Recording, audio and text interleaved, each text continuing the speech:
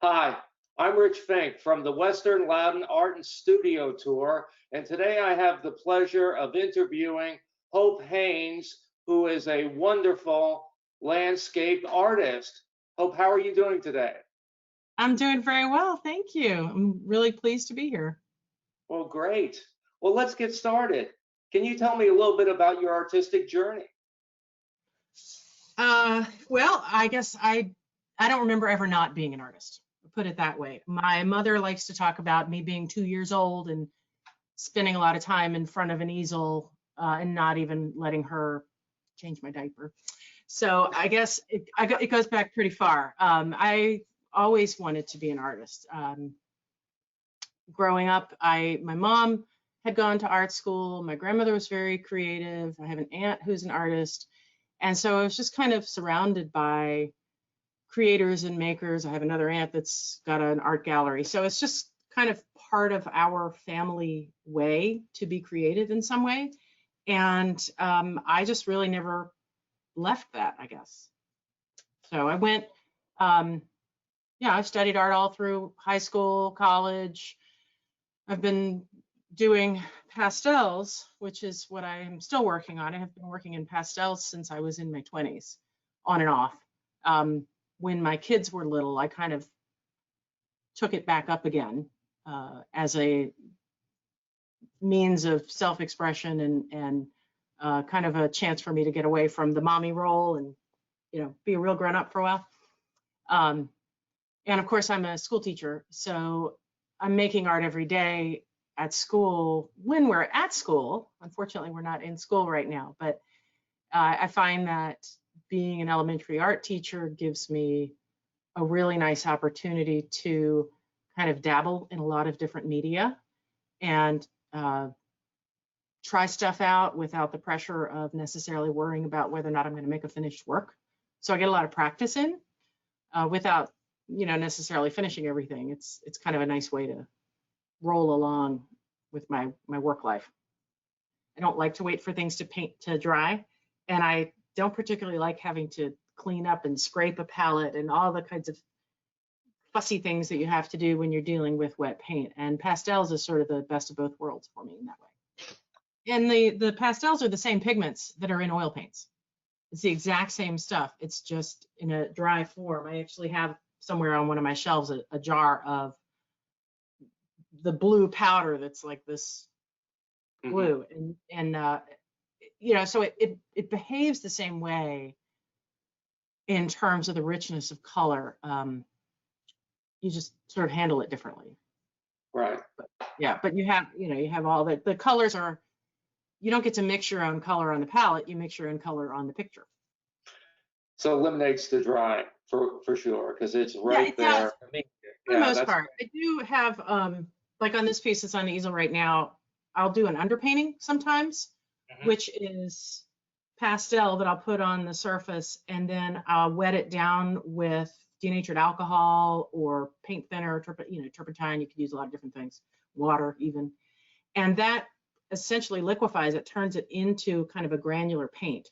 So sometimes I have to wait for that to dry, but if you use denatured alcohol, it dries really fast. So again, I'm impatient. During the time that you have been a professional artist, how has your technique changed? It's loosened up a lot. It's loosened up a lot. I started out really focused on what I had grown up doing, which is the drawing activity, really drawing my subjects, fine rendering, lots of realism, and really sort of celebrating the beauty of the landscape around here in Loudon. And I was looking for inspiration in the world around me, in the land. I've never been much of a people painter. I've never been particularly interested in figurative work or even cityscapes. I'm kind of a nature girl. And so I really was focused on more realistic representation. As I have aged and developed more experience and experimented more and had more time, because, when you have young kids, you don't have any time. As your kids get older, you have more time. So as I have more time, I've felt the freedom to experiment more, and I've loosened up a lot, and I've been working much more abstractly in the last few months even than I was a year ago, 6 months ago, when I put the application in for the studio tour this year.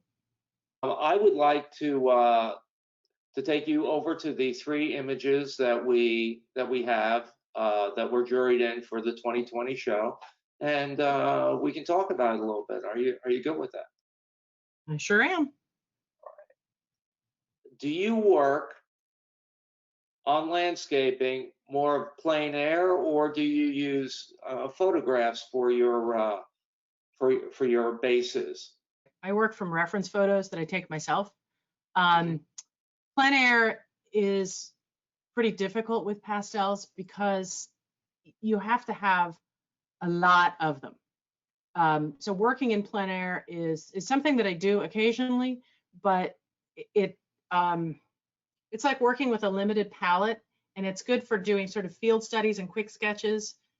But generally speaking, when I do something on plein air, then I will come back and make a more finished piece. That's what I actually show people. These 3 were done in the studio. I tend to go around and take photographs. A lot of times I take photographs when I'm stopped at a stoplight or driving, just driving around on the roads. The piece on the right, that's the most, I would say, the most realistic. It's also the oldest of the 3 you have there. That one was created from a reference photo I took during the Loudon Fall Farm Tour. And it's a hayfield near Hillsborough, which is, I live outside Hillsborough here in Northwest Loudon. And that field has, I believe, has been sold for development. So I do kind of have a little bit of a feeling of trying to capture scenes before they're lost to development, because Loudon is growing so quickly. Yes. But yeah, I'm kind of a weather wimp and a bug wimp, and I don't really like to have to swat at the gnats and stuff while I'm painting. So I use a lot of photographs. And to me, this particular piece definitely has somewhat of an impressionistic feel to it. You know what I mean? That piece is one of the more realistic pieces that I've done in the last few years. And if you kind of look from right to left, you see, you can kind of see the spectrum of loosening up, and I've kind of gone even beyond that recently. But I tend to cycle between interest in a realistic interpretation and interest in a really abstract or non-objective interpretation. And so I kind of go back and forth. And I think that's okay. Well, the piece in the middle, but what I really appreciated in this was the fact that you're putting in elements of modern times there, like the street lights and the telephone poles and that type of thing.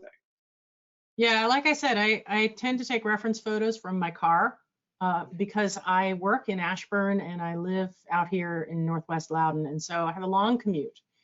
And I spend a lot of time trying to not be resentful of the traffic, put it that way. I consider it kind of my attempt to give back to the world is to try not to be the road rager. And so a lot of times what I do is I just look out the window instead of looking in front of me, not when I'm driving. I mean, when I'm stopped, when I'm in stop and go traffic. Instead of looking at the brake lights in front of me or watching the red light, I will look out the window and try to just refocus on something that is more positive. So this piece, it's called Thoughts of Elsewhere. Kind of like the way the title suggests, not just that I'm thinking about being someplace else, but if you think about what the telephone lines do, they transmit our communication elsewhere. They take us from one place to another in a virtual sense. And so I kind of like the idea that the clouds are going elsewhere, our communications are going elsewhere, and eventually I'm going to be going elsewhere too. Well, let's move into the last one on the left, and was that from a photograph as well that you're working from, or was that? No, that's just from memory. It's called After Thanksgiving. And I was driving home from my dad's house, which, is not too far from the first picture we looked at. I was driving home from his house with my family after Thanksgiving dinner, and the sun was setting over the hill from 868 Vineyards, Grandale Farm, which is near here. And I just had this kind of brief impression of a blaze of glory over the hill and the very, very cool shadows and furrows and lines coming toward me of the vines in the field. And this is not an exact interpretation of what I saw. It's just kind of an expression of what I felt like I saw, I guess is the best way to put it. The lines there are, you say, are what are they representing? They're just representing the texture of the grass in the field as it's coming toward you. If you've ever walked across a field that's been bush hogged, and like a hay field or something that's been bush hogged and then started to grow back up again, you can kind of see the humps in the grass and you can see the lines and the furrows of the tires, but it's still very textural. It's not like a lawn at all. And that to me is what that feels like. If you see it as vines, that's fine with me. If you see it as furrows, that's fine with me. I don't have a specific expectation. Once we make our artwork and put it out there, other people interpret it how they want to. And so you have to kind of relinquish control.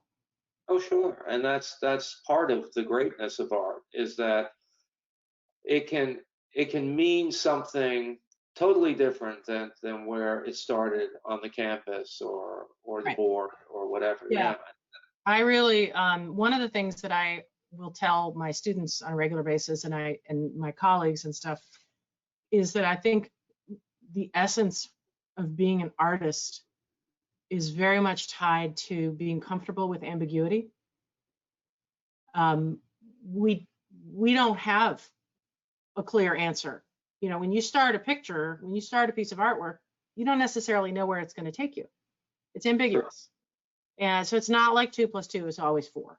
2 + 2 could be zebra, So I think that's an important part of being an artist, and an important thing to be, to be able to be comfortable with things that are ambiguous includes the ambiguous nature of other people's interpretations of your work.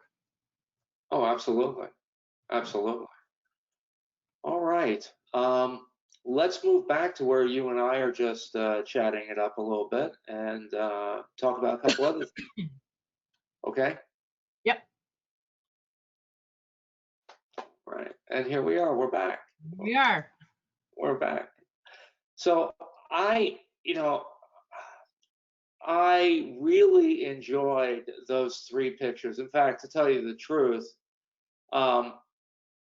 I never ask the artist what pictures they want me to take, because all of these have spoken to me on some level. And I really liked the idea that you brought up, which I didn't even think of, that going from right to left, we are seeing the transformation of the style that you are progressing to, or have progressed to, either way. I'm still progressing, we keep evolving.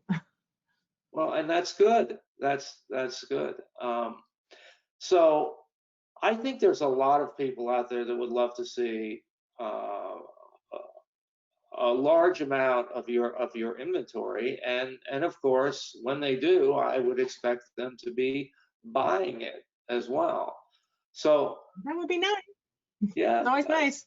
Yeah. So I would say in this very weird time that we're in, that has to come down to internet more than anything else. And so to get there, I would like you to give me your connections to social media, like Facebook or Instagram, whatever, and your URL for your website. And because that way it makes it far more easy for the art lovers to find you. Right. So I have the main thing that I use for sort of the day-to-day sharing of my artwork is my Instagram account, which is Hope Haynes Artist. But I'm also a beekeeper. And so my Instagram account kind of alternates between having pictures of paintings and pictures of bees and beekeeping stuff. And that's, the bees are a very, very near and dear to my heart, and occasionally inspire my artwork. And being an artist doesn't necessarily mean I can't be anything else. So Instagram is Hope Haynes Artist. And then I have an Etsy shop, which is also Hope Haynes Artist. And that's where I have my artwork for sale. My website is just hopehaynes.com. And that is where, and my Instagram feed actually pops up on the front page of that. But my website is where you can find my CV. It's where you can see a little bit more information about me, my bio, that kind of thing. And I have my artwork up there. Sometimes it's a little bit of a challenge to make sure that everything that's on the website is also on the Etsy shop. There are occasionally things on my website that are not in the Etsy shop because they're either already on exhibit someplace or I'm holding on to them in preparation for a show. Is there anything that we haven't covered about your art that that you would like to add? I'm really pushing beyond the realistic work at this point. So if people like, I don't know how to put this because I don't want to turn anybody off, but if somebody likes the more realistic work that I do, I'm thrilled. That's wonderful. I don't want people to be unhappy with me or frustrated with me because I'm kind of going in a different direction artistically now. I've been working on a lot of abstract work, and some of it is in response to the kind of crazy times we're living in and the social upheaval and the protests and Black Lives Matter movement. I feel very strongly about the social justice issues that are impacting us, and it's probably going to show up in my artwork. So don't be surprised if you see something really different in the coming months, I guess. I do think in terms of the studio tour that I would like for people to know that that it was really important. It's important to me. I'm very proud of the fact that I was one of the founders of the tour, that I worked with Jeannie Nichols and the Friends of Franklin Park and Round Hill Art Center to get it off the ground the first year. And that's a really special thing to me to have been able to participate in. So I'm really thankful to you and everybody who's sort of taken the mantle and run with it, because it seems like it's kind of a juggernaut at this point. And I'm really grateful for that. Makes me feel good. Good. And hopefully we'll be next year we'll be back to running a tour, a drive-in tour, if you will. That's great. I think that's great. Okay, well, Hope, it's been excellent talking to you. I've really enjoyed our chat today, and there's a couple of things I'd like you to do for me, especially made for this time. One is to stay safe, and with that, to stay healthy. And the third thing is have a fabulous day. Thank you. I will.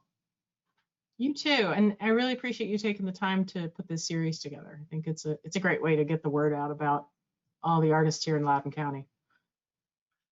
Yeah, that was my intention. Yep. All along. Because to me, this type of platform, I guess is as good a word as any, mimics as close as we can to the experience within the tour itself. We see people not just liking art, but getting to understand it, you know, and getting to know what the story was behind the art. And I think these interviews give the artist a chance to send that out to hopefully a larger grouping of people, and it's as close as we can to mimic what should go on when people come to see studios. By and large, you know, people are consumers of art far more than they realize, and that includes my former students. You know, we are visual creatures. Art's been around since before writing was invented, since before zero, you know, before math. And I think people don't realize how much we consume artwork in an informal sense. So I'm not really concerned about whether I have a lot of students who go on to be artists.